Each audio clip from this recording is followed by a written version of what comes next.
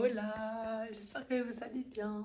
Ça fait longtemps, je sais, je suis vraiment désolée, mais I'm back.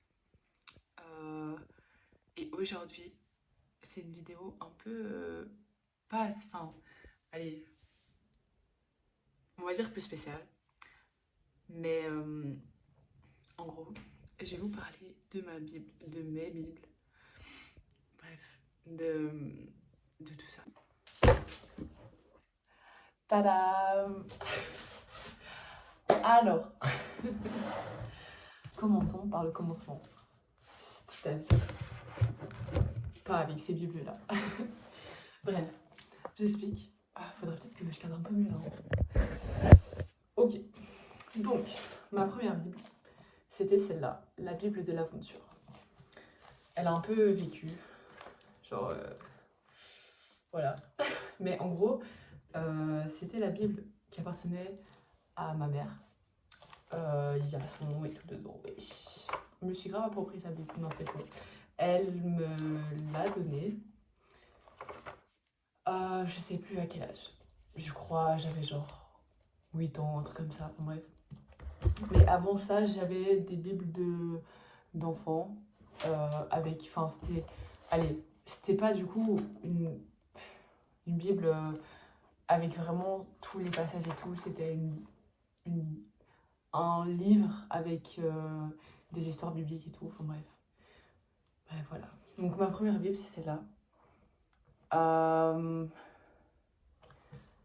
En vrai, quand je faisais mes camps et tout, je la prenais, mais je ne l'ai pas énormément utilisée, cette bible-là, parce que, genre, allez, quand j'étais petite, bah oui, évidemment, j'étais croyante et tout, je croyais en Dieu, mais je crois que j'étais pas non plus à 100% en mode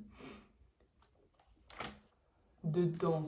Genre, je crois que je comprenais pas trop le principe avant, et je suppose que c'est normal, mais enfin voilà, bref. Donc voilà, elle n'a pas été beaucoup utilisée, mais elle est quand même en piteux état. Enfin, pas en piteux état, mais bref. Elle a quand même vécu, quoi. Ensuite, du coup, j'ai fait du coup des camps, les camps cadets. Et à la fin, quand j'ai fini mes camps cadets, et ben, on a reçu une Bible comme cadeau, genre, voilà, de fin. Et du coup, voilà, elle est quand même en bon état parce que je ne l'ai pas non plus beaucoup utilisée. Enfin, oui et non, genre, j'ai quand même gardé. Enfin, elle est toujours là, ça fait genre 5 ans que je l'ai, je crois. Ouais. Et du coup, genre, juste, même si j'aime bien parce qu'il y a des petits mots de mes anciens monos et tout. Enfin, bref, je kiffe. Donc voilà. J'ai surligné des passages et tout. J'ai mis des post-it à certains endroits. Mais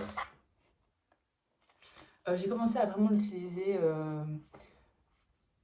l'année passée, il y a un an. Quand je me suis. Comment dire? Pas remise dans la foi, mais je crois que je vais dire remise dans la foi. Parce que j'ai pas d'autres mots. Mais sinon, avant ça, vraiment, je l'utilisais pas beaucoup parce que, bah, de nouveau, je comprenais pas le principe. Enfin, c'est pas que je comprenais pas le principe. Genre, je trouvais pas encore de sens à tout ça. Et du coup, voilà. Mais il y a un an, j'ai trouvé du sens, si on peut faire ça comme ça. Et du coup, voilà, j'ai commencé à la réutiliser, à relire ma Bible tous les jours, etc. Donc voilà. Et puis, l'année passée, oh, ouais, c'est lourd. En été, j'étais à une église qui s'appelle MLK, genre Martin Luther King. Donc c'est à Paris, enfin dans la banlieue de Paris, enfin bref. Donc j'étais à cette église et c'était incroyable, vraiment. Waouh, j'ai trop aimé. Et il y avait une librairie où il y avait cette Bible. Voilà, du coup, genre juste, il y avait une librairie, j'ai regardé les livres et tout, et puis j'ai vu cette Bible et je l'ai ouverte parce que j'étais en mode waouh, stylé. Je l'ai juste ouverte et mais en gros, il y a des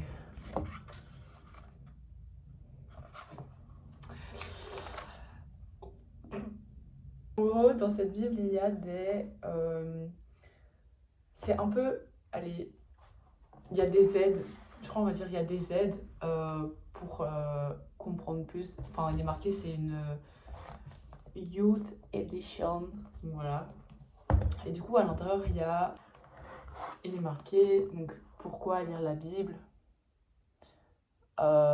comment lire la Bible, etc. Il y a des informations, genre sur ce qu'est la Bible et tout.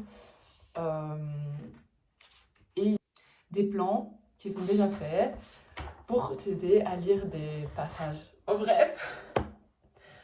Et après, je feuillette et tout, la Bible, etc. Et en fait, dans la Bible, ce qui est fait, c'est que il y a les textes au milieu et sur les côtés, il y a rien, c'est vide. Ou alors, il y a des petits, des petits textes ou des petits trucs comme ça pour t'aider à aller à lire la Bible. Parce que, en vrai, c'est pas genre facile tout le temps de comprendre la parole parce que c'est parfois un peu, comment dire, caché, en mode, c'est pas caché, mais il y a des paraboles parfois, genre, qui veulent dire quelque chose, mais il faut vraiment genre comprendre le sens de ça. Et genre, parfois, c'est vraiment compliqué. Et du coup, bah, t'as des petits, dans cette Bible-là, t'as des petits trucs pour t'aider à comprendre et tout, enfin bref. Mais bref, j'aimais bien le fait que le texte était sur le côté de la page et qu'à côté, il y ait un truc blanc. Parce que j'aime bien écrire. Et genre, enfin, en mode, dans mes autres Bibles, enfin, par exemple, dans celle-là, genre, c'est tout le temps texte continu et il n'y a pas d'espace. Et du coup, si j'ai envie d'écrire quelque chose dedans, bah, je pourrais, mais ce serait pas très propre. Et donc, enfin, je le fais encore, j'ai un carnet dans lequel j'écris. Mais je sais que j'aime bien avoir tout dans ma Bible et tout. Et donc, par exemple, ici, bah, j'ai fleuré et j'ai marqué là du texte et là du texte aussi. Et j'ai fleuré les versets et voilà. Et j'aime bien parce que du coup, parfois quand je lis un verset et qu'il s'est passé quelque chose qui me rappelle ce verset, bah, je l'écris et tout. Et voilà, je fais des petites notes et j'aime trop. Genre, je trouve ça vraiment trop bien. Et du coup, voilà. Voilà, comme par exemple là. J'écris en big text, big text. Bref, il y a des endroits, il y a du fluo. Voilà. En vrai, c'est pas un code couleur. Genre, j'ai pas vraiment de code couleur. C'est juste des passages que j'aime bien, des conseils dans ces passages et tout, etc., etc. Plein de choses différentes. Et juste, je les surligne. Et voilà, donc j'ai pas vraiment un code couleur. Sinon, c'est un peu genre. Allez, pas au feeling que je lis les livres et tout, mais par exemple, une fois j'avais vu un TikTok, c'était le November Challenge, et c'était lire Proverbes. Et du coup, chaque jour j'ai lu un chapitre de Proverbes. Et du coup, voilà. Et puis pour le décembre, c'était Matthieu. Du coup, je lis Matthieu. Ouais. Et ça varie quoi. Enfin, du coup, voilà, Voilà. Et par exemple, j'ai commencé un PEP, donc c'est partage, écoute, prière. Et donc, je suis avec trois autres personnes. Et tous les lundis, on lit un chapitre d'un des livres. Et du coup, voilà. Là, on a choisi Proverbes. Et du coup, c'est chouette parce que vraiment, on se plonge vraiment dans presque chaque verset et tout. Et vraiment, c'est super chouette parce qu'on partage des trucs et tout. Et on partage aussi des moments dans notre vie, etc. Et franchement, c'est super chouette. C'est hyper revitalisant aussi, comme ça. C'est encourageant aussi, du coup, voilà. Et ouais. Un autre truc que je voulais dire sur cette Bible, c'est que ce qui est trop bien aussi, je trouve, c'est que à chaque début de livre, il y a une explication de qui a écrit, ce qui s'y passe principalement, et tout. Et en fait, je trouve ça super bien parce que dans les autres Bibles, il n'y a pas spécialement ça. Enfin, dans les Bibles que j'avais, peut-être celle de l'aventure, il y avait ça. Mais comme je l'ai pas beaucoup utilisé, bah voilà. Mais dans la deuxième Bible, il n'y avait pas ça. Et enfin, je suis pas une experte. Et je sais pas spécialement qui a écrit chaque livre. Du coup, je trouve ça vraiment hyper intéressant d'avoir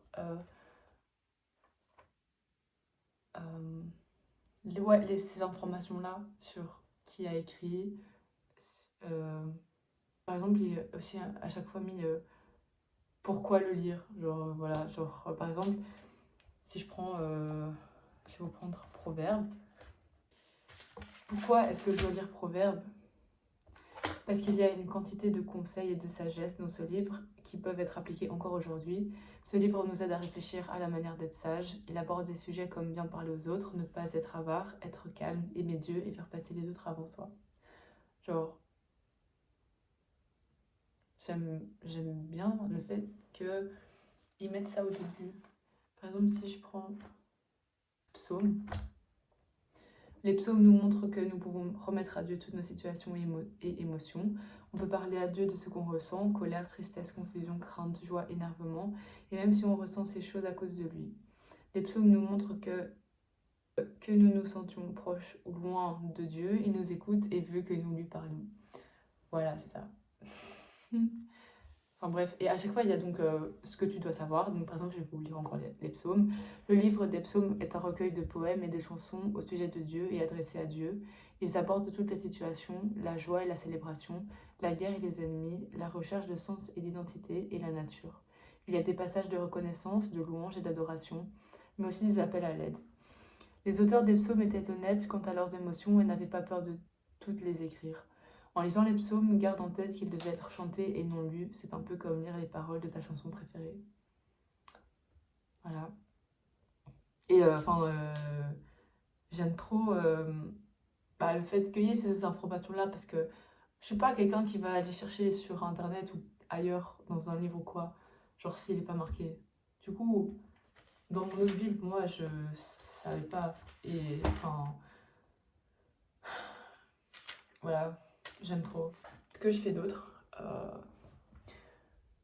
c'est que, donc, comme j'ai dit, j'écris dans un carnet, parfois pour pas noter ma Bible ou juste parce que parfois j'annote d'autres choses et tout. Du coup, j'ai un carnet où j'écris plein de choses. Ah oui, parfois je lis ma Bible sur ma tablette et du coup, bah, là, je peux pas non plus marquer dedans. Du coup, je marque dans ce carnet. Enfin, ouais. Voilà. Et ce que j'ai aussi, c'est un autre carnet que j'ai commencé il y a pas longtemps. En gros, c'est quoi? C'est juste un autre carnet. En gros, j'avais vu un TikTok une fois qui disait oui, enfin, moi j'écris des lettres à Dieu. Et j'étais en mode, en vrai, c'est une grave bonne idée. Et du coup, bah, j'ai commencé à écrire des lettres à Dieu. Voilà quoi. Et franchement, c'est trop chouette de faire ça parce que du coup, j'écris pas tous les jours, mais quand j'écris, je raconte un peu ce qui se passe dans ma vie et tout. C'est aller vite fait comme un journal, genre intime. Mais en même temps, je parle vraiment au Seigneur et tout. Et parfois, en fait, juste ce que j'écris, ça sonne comme des prières. Enfin, ce sont des prières. Et je trouve vraiment que, genre, j'aime trop. Enfin, moi, j'aime trop écrire. Genre, vraiment, j'aime beaucoup, beaucoup. Et du coup, faire ça, écrire des lettres à Dieu, genre, je trouve ça incroyable. Et j'aime trop exprimer par écrit ce que je ressens. Et c'est la meilleure façon dont j'arrive à m'exprimer. Et donc, écrire mes prières, en fait, bah, ça m'aide vraiment de fou.